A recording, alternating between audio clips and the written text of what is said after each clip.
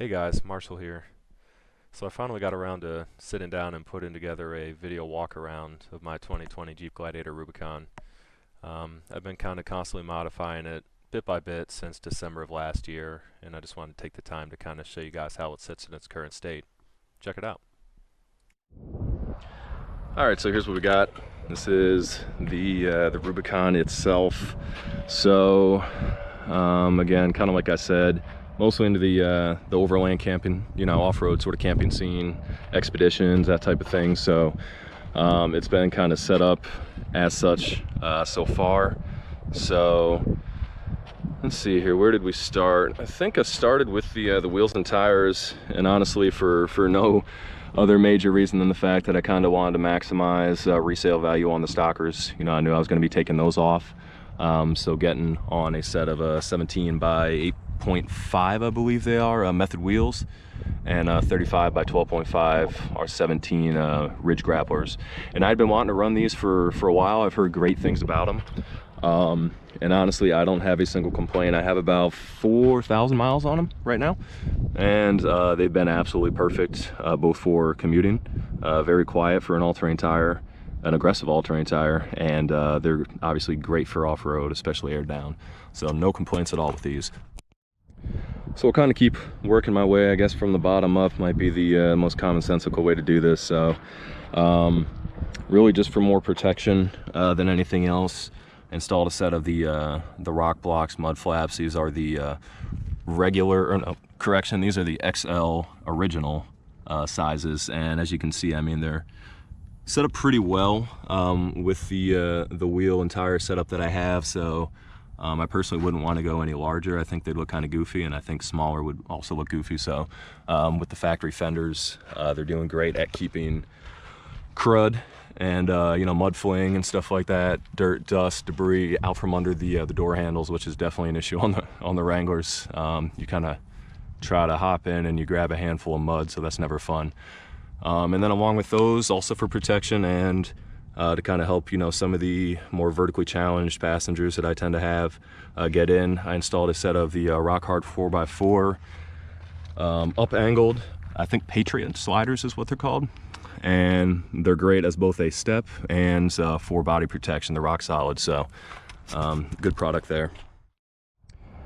And I think everybody knows that the most important modification you make is your first sticker. So pretty sure this added about 50 foot-pounds of torque, 50 horsepower, plus 50 to cool factor as well. So there's that.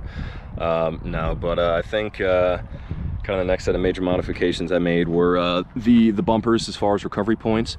So when I purchased this, it came with the factory plastic bumpers, and I knew that obviously that wasn't going to cut it from a protection standpoint.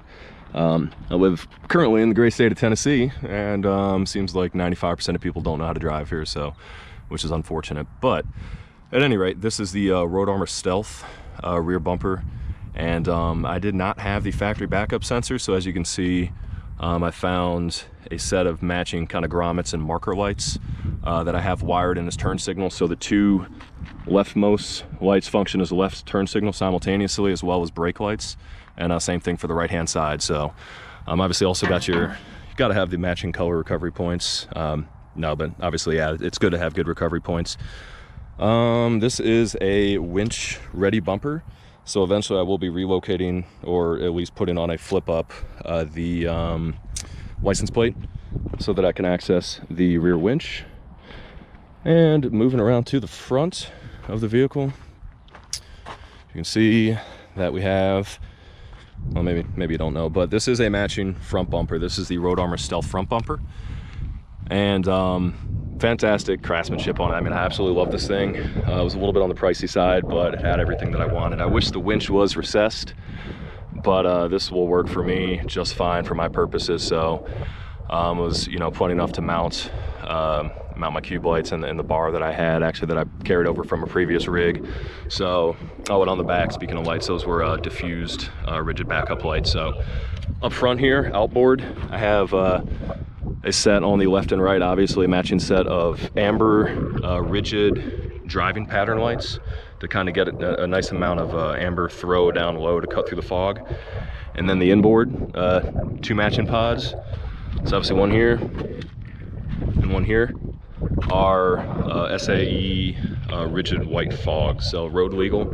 I have them wired off of the factory harness. So a flick of the fog switch in the cab and they come on. I've never been flashed before, which is fantastic, especially considering this vehicle has the factory LED package. The lights are wicked bright. Honestly, there wasn't much need to kind of, so what I'm looking for, I suppose, complement them with another set of lights, but I had them on hand and I had the space, so I figured why not. And then smack in the middle, you kind of can't miss it. It's the 20-inch rigid bar, and this is a hyperspot pattern. The amount of throw on this thing is absolutely insane. Definitely do not use this on the road. I mean, it's got a very narrow beam pattern, but this is definitely an off-road only bar because you will blind the heck out of somebody. And I mean, I haven't measured it, but this thing throws, I would say, easily 3/4 of a mile. I mean, it goes way down the track.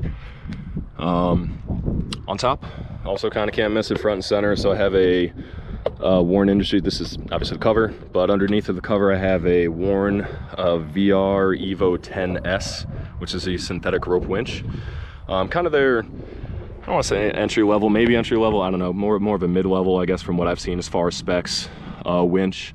But I've had zero issues with it so far. I haven't used it for a live recovery, but I've taken it out, or excuse me, no, that's not proper English, taken it out, tensioned the line, and it looks great, honestly. And then in front of that I have the Warn Epic 1.5 inch thick Haas Fairlead, and then I got it capped off with the Factor 5.5 oh geez, what is that thing called? Not the Flat Link, Pro Link. So the closed loop or closed winch system. So obviously just take one of your recovery points, pop it in this bad boy, and then you got your rope or whatever, recovery, a tree saver or whatever you're using for the actual recovery strapped into that. So absolutely fantastic setup.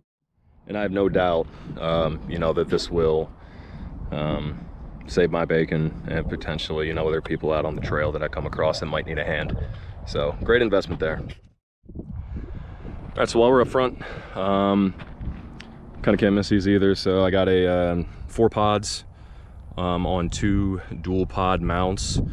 So outboard, there is the rigid dually side shooter Pro white spots. So it's a white spot pattern with essentially 3 LED chips that kind of fire off to the side and sort of a flood pattern. So I want to rotate these outward so they can actually operate, as more ditch lights. There is a good amount of throw to the side with the 3 LED chips, but it would just be nice to kind of have this pushed out to the side to actually get a nice, really nice pattern off to the side. So I do plan to do that. I just haven't gotten around to figuring out the angles yet. So same thing on the other side, obviously matching. And then inboard, I have 2 rigid D2 Pro amber spots. So they kind of help to complement the amber drivings that I have down low on the bumper.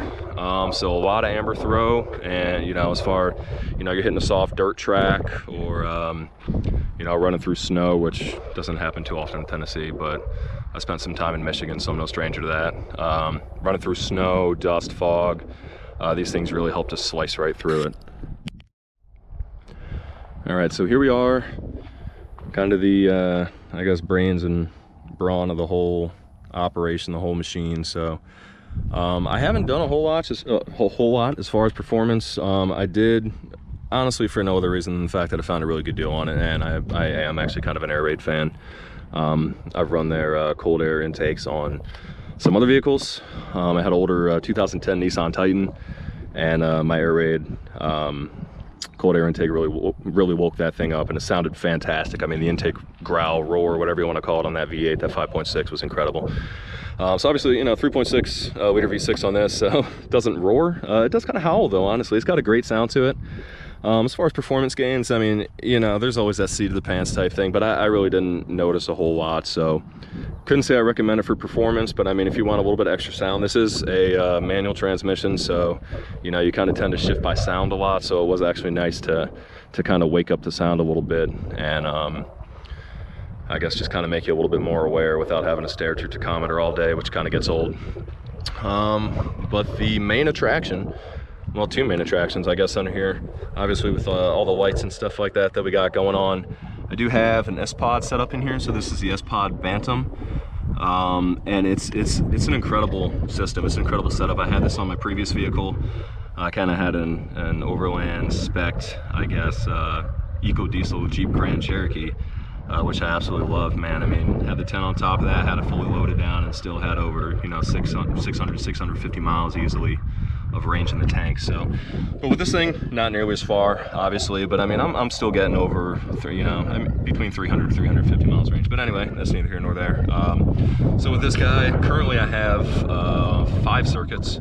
So all the lights currently on this side. As of right now, I have 2 other circuits, and I'm going to add eventually once I complete my rooftop setup. I'll have left facing and right facing lights as well to kind of provide 360 degrees of illumination. And then over here, I have my ARB twin compressor, which I have on a innovative JK Designs mount. That is under, yes, this is correct, the passenger seat, the front seat. So I don't know if you can see that. It's a little dark, but there's my dual compressor under there, and it's a great setup. You got your kind of your air hookups right here, and a matching one on the driver's side, and you can air up or air down all 4 tires simultaneously. So it's absolutely great. Oh, just while we're talking about lights, really cheap swap. I think this thing was like 30 bucks, but just kind of ripped out the more or less non-functional. It's debatable as far as whether or not it's functional. Some people say it reduces, I don't know, hood flutter or something like that, but whatever. I didn't really notice anything either way. So replace this with actual functional turn signals, and these things are wicked bright. Can't even remember the brand. I got them on Amazon, but great investment there. I guess the more attention you can bring to the fact that you're turning in a specific direction here, the better that you're braking, because again, people kind of like to tailgate and do crazy stuff. So, but back to what we got in here. I have 2 50 amp circuit breakers. Geez, that's kind of hot. Just turned the engine off not too long ago. Anyway, so one of them controls the, I believe it's the one of them controls essentially like the S-Pod, I believe. I would actually have to kind of fact check that. I wired these up some time ago. And then one controls a inverter that I have inside, a 600 watt pure sine wave inverter that I charge sensitive electronics and camera equipment with. So there's that. The star of the show, kind of powers it all. I had the Genesis dual battery kit, and this thing was, man, this thing's fantastic. I honestly can't say enough good things about this. Definitely, you know, shout out to Genesis for making a fantastic product. Bolts right in, you know, it's rock solid. Have two Odyssey, I think they're 34 group batteries. Might have to drop a correction in the video if that's not true, but anyway, yeah, matching batteries. You know, capacity, you know, far above and beyond, and just the redundancy factor is great too. I mean, you can actually jump yourself. It'll link both batteries together, so you're really never wanting for power off grid. Having said that, I am actually looking at implementing the solar setup, so more to come on that. I have a good idea of how I want to run it and wire it up, but yeah, I will make a separate video on that once the time comes for that. So look forward to that one. All right, so we'll move to the interior, kind of do some close quarters filming in here, see how this works out. Let's see, again, we have the innovative JK Designs ARB CKMTA 12, yeah, 12 kit, which is essentially fancy jargon for your, again, ARB dual twin compressor kit. This is kind of like their easy, I can't remember the exact name, easy inflate deflate valve. So essentially it's got like a little valve in here, and you can slide it one direction to start deflating all 4 tires simultaneously. It's got, you know, kind of like a pressure regulation valve as well that you can kind of fine tune, and obviously, you know, it displays your pressure. So fantastic setup. It was the best one personally for me. I looked into a couple other ones too, but you know, I can't specifically vouch for them, but up down air was one that I considered. But again, I don't have personal experience, so you know, I'm not gonna downvote them essentially, but it was just a little bit more complicated than what I was personally looking for. I just noticed I'm missing a bolt here too. I'll have to find that. It must have fallen out somewhere. Should be one of these, but anyway, so in here I have my S-Pod control panel. Kind of wish I could wide angle. Well, actually I can. I guess I'm on a GoPro, but anyway, it's already in linear mode, so Got my S-Pod HD panel with the kind of one wire coming into the cab that essentially controls everything. So got a switch for my ambers, my white lights, the white ditch lights rather. The 20-inch hyperspot light bar and the rear lights are currently wired up. So up top, all 4 of these circuits are currently functional. Left roof and right roof, those are in the future. And then the IRB compressor is wired up as well. So this one is kind of up in the air. Haven't decided what I want to use that for just yet, but I will fill it out. You know, just, I got 8 circuits, I might as well use them. So let's see here. So for the interior setup, currently on the GoPro, but I mean, I have the GoPro mount over here. So essentially, you'd be looking at one of these fields of view. I'll kind of slide a video in here just to show you what we're looking at as far as that. Got my Garmin Overlander GPS, my phone mount here from 6-7 Designs, and then no, in my opinion, no expedition vehicle or anything really that goes off-grid is complete without one of these bad boys. So this is my Garmin InReach Explorer Plus. Great for safety. It's got a SOS feature. If you're not familiar with this, essentially you pop this guy open. I think you hold the switch for, I don't know what it is, 5 seconds or something like that, if that even. And essentially it'll send search and rescue assets to your location. They can talk to you in real time, and you know, via text, and kind of figure out what the situation is. So I just recently completed this, so bring it over here. So what I got going on here is a combination of bulletproof mounting solutions, 6-7 Designs for the arms and a lot of the device mounts themselves. And what else do I got back here?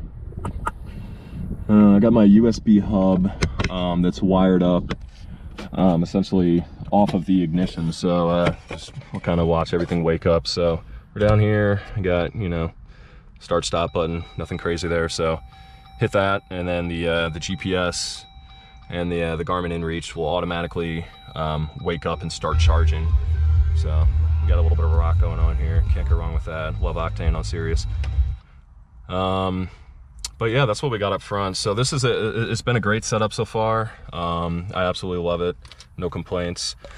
Just got the factory Jeep floor mats in here as far as protection. I do have a set of PRP custom seat covers coming in, and I'm pretty stoked for those. So that should be fantastic. I will definitely upload a video or at least a couple pictures once those come in. So in the back seat, most important, we got our air freshener hanging out back here incognito, because it tends to smell like sweat in here 9 times out of 10. Tennessee, it's pretty humid, so you know, it is what it is. But so I have my my fire extinguisher kind of hard mounted back here on a quick release. Great setup. This is a bracketeer. I've used this with the same extinguisher in my past, my previous 3 vehicles, and it also worked in this one, which is fantastic. This is kind of difficult to do with one hand, so there we go. All right.